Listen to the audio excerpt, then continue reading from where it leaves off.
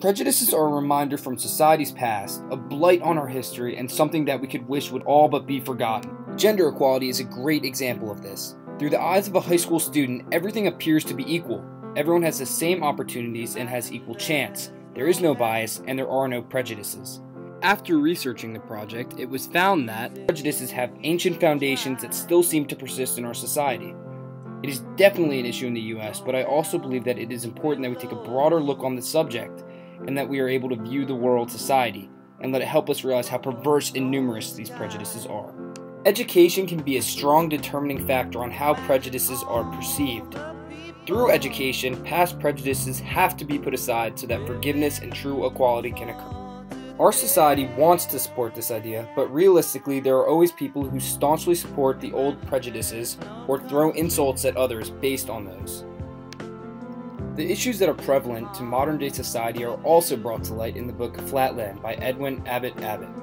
Abbott's masterful usage of satire allows for the faults in society from 135 years ago to be shown in a way that still persists today. Flatland is comprised of a society of geometric figures that live on a two-dimensional plane. These figures are separated by their gender and the amount of sides that they have. The females are straight lines and considered the lowest rung of the social ladder, whereas the males are all polygons. Within the polygons, the highest you can go in society is dependent on the number of sides that you have, all of which is regulated by circles that are at the top of the society. The main character, A Square, writes this book about his society as he rots in prison for attempting to preach the gospel of the third dimension. The third dimension was taught to him by a sphere, and it incorporates a third measurement, height, that the figures on a two-dimensional plane cannot comprehend.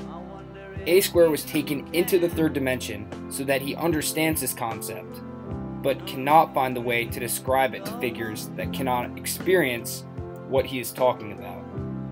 The result is that A Square is arrested because of the hierarchy of the circles, and that they do not want the inhabitants of Flatland to know of another dimension. In Flatland, Edwin Abbott Abbott makes males and females vastly different from one another, showing not only the separation of equality, but the preconceived notions that still exist about genders today. A prime example of this is when A Square informs the audience of the code that all females in Flatland must follow. He says that females must enter through a special door and not the men's door in a becoming and respectful manner, and how any changes to their regular health, such as fits, chronic colds accompanied by violent sneezing, or any disease necessitating involuntary motion, shall lead them to being destroyed. This scene attacks the ideology that women were seen as the subordinates of men. During the time that Abbott Abbott wrote this, women were encouraged to get married as their one goal, and be on perfect behavior, while not allowed to be individuals themselves. Sound familiar? A Square goes on to reflect on how his society views women, calling them inferior in this respect to the lowest of isosceles. They are consequently wholly devoid of brain power, having neither reflection, judgment, nor forethought, and hardly any memory. Abbott Abbott uses A Square as a voice that conforms with societal beliefs about women, saying that they are inferior to men and that they cannot leave the house or be in the workforce because they do not have the intelligence level of men. He uses harsh words to point out how ridiculous these traditional beliefs are, and that women are capable of breaking free from the prejudice that binds them.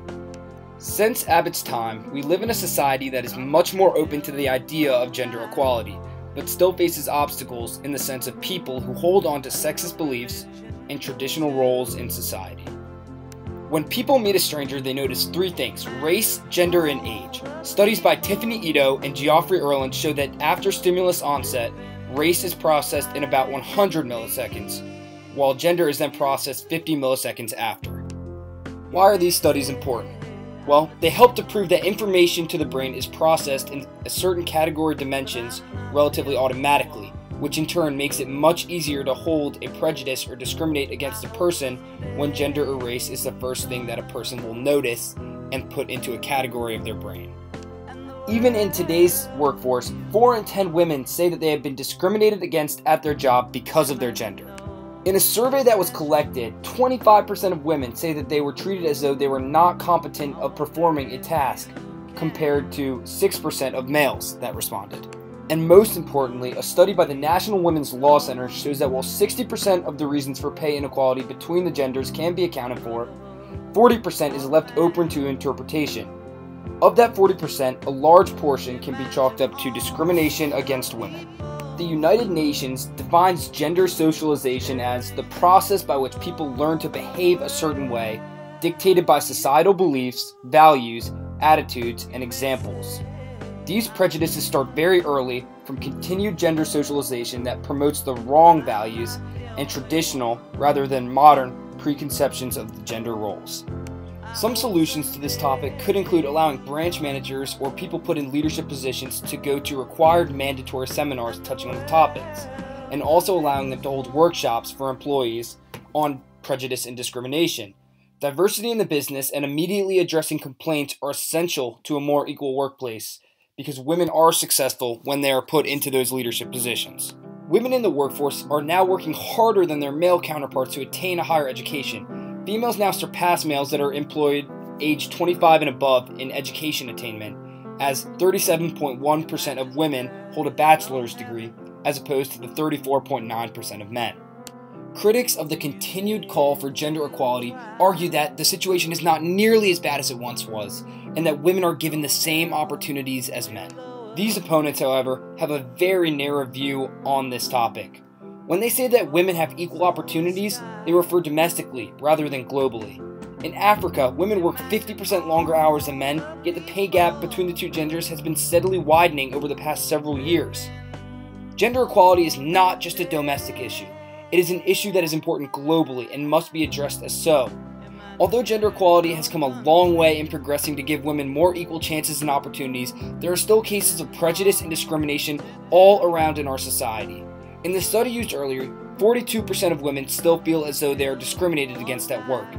Isn't that 42% too high? Similarly, how can anyone say that gender discrimination has been solved when there is still such a large portion of the population that goes through it on a day-to-day basis? In the modern-day society, prejudices and discrimination are a roadblock on the path to true equality, whether it deals with gender, race, or age. These old and outdated generalizations remind people of how they were separated at one point, rather than trying to find ways to bring the people together in ways that make up for the past and achieve true equality for the present day.